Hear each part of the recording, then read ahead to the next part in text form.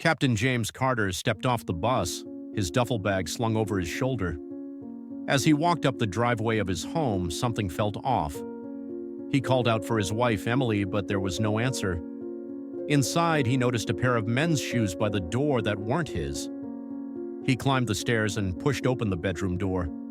There she was, Emily, in bed with his best friend, Mike. Emily gasped, pulling the sheets up to cover herself. Mike scrambled out of bed, grabbing his clothes. "Get out," James said coldly. Mike didn't argue. He rushed past James, leaving Emily in tears. James turned and walked out without another word. That night, James sat in a dimly lit motel room, a map of the town spread out on the table. He marked Mike's house, Emily's favorite places, and the routes they took. Over the next few days, James subtly sabotaged Mike's life. He slashed his tires, sent anonymous tips to his boss about his infidelity.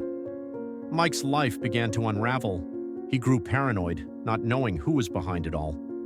Finally, James confronted Mike in a secluded area outside of town. Mike was terrified, realizing too late that James knew everything.